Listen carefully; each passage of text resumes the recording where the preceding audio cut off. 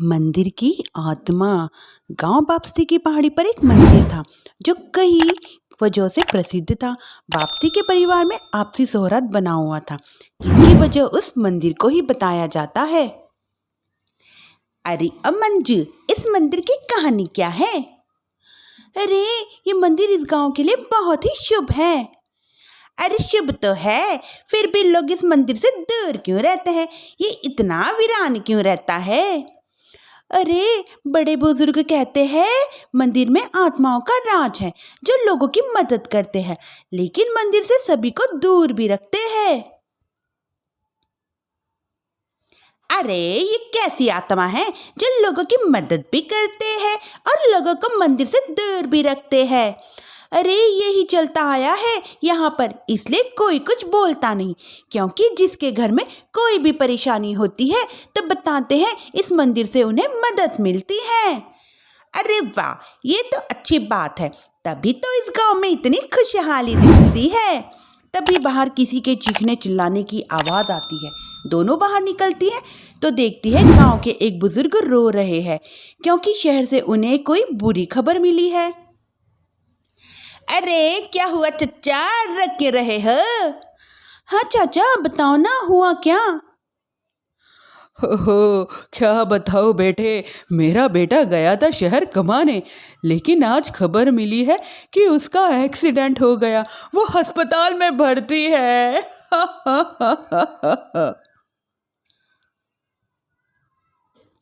अरे तो इसमें परेशान होने की क्या बात है चाचा, जाओ शहर और बेटे का इलाज करवाओ। हाँ चचा, मंजू सही कह रही है, अब शहर जाओ और इलाज करवाओ। अरे कैसे इलाज करवाऊँ, अभी पैसे नहीं हैं और शहर के अस्पतालों में इलाज का खर्चा लाखों में आता है। अरे चाचा, भगवान पर भरोसा रखो, कहीं ना कहीं से मदद जरूर मिल जाएगी, बस आज का दिन कैसे भी काट लो।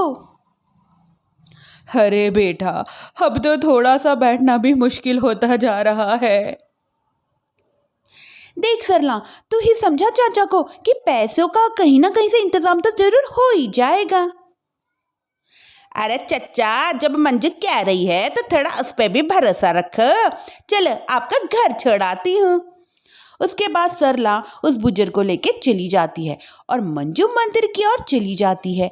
मंजू मंदिर की सीढ़ियों की ओर चढ़ते नजर तो आती है, उसके बाद वो आंखों से ओझल हो जाती है। उसी रात उस बुजुर्ग के घर के बाहर एक थैला रखा हुआ मिला। बुजुर्ग वो थैले को देखते ही चौंक पड़ा, क्योंकि उस थैले में लाखों रुपए रखे थे। वो बुजुर्ग सुबह दौड़ा दौड़ा दूसरे बुजुर्गों के पास गया।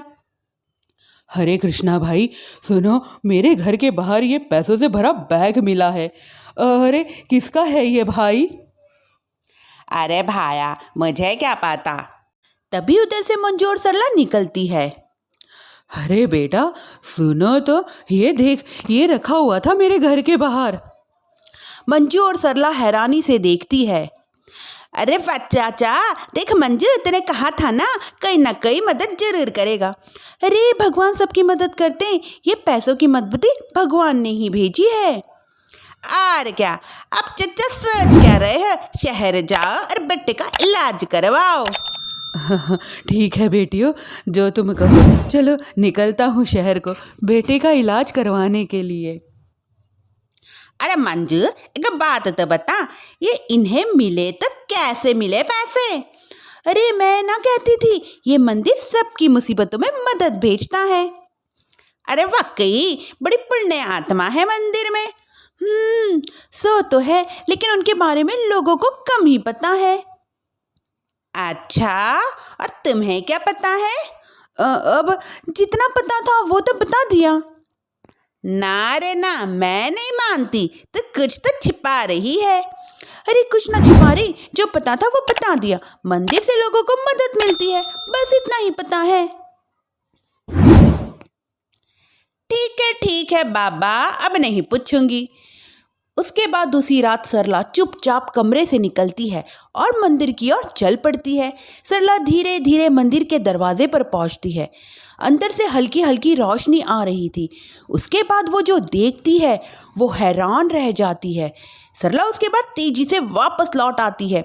दूसरे दिन सुबह सुबह, अरे मंजू, तू तो छुपे रास्ते में निकली है, ऐसा क्या छिपा लिया मैंने?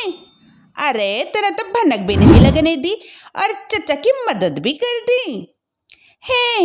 ये क्या कह रही हो? ऐसा कैसे कह सकती हो तुम? मैंने कोई मदद नहीं की। अरे सब पता है मुझे, कल रात में गई थी मंदिर। तो क्या देखा?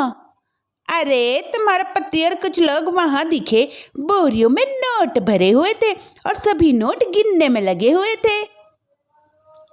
तो तुम्हें क्या लगा वो क्या कर रहे थे? अरे मैं समझ गई, वो लोग कहीं से डकैती कर पैसे यहाँ मंदिर के पीछे छिपाते हैं। अब तुम जान ही गई हो तो बता देती हूँ, लेकिन ये बात किसी को पता नहीं लगनी चाहिए। मेरे पति डकैती नहीं डालते हैं, बस उन लोगों से पैसे छीनते हैं जिन्होंने गलत तरीके से पैसे बनाए हैं। और फिर लोगों की मदद करते हैं।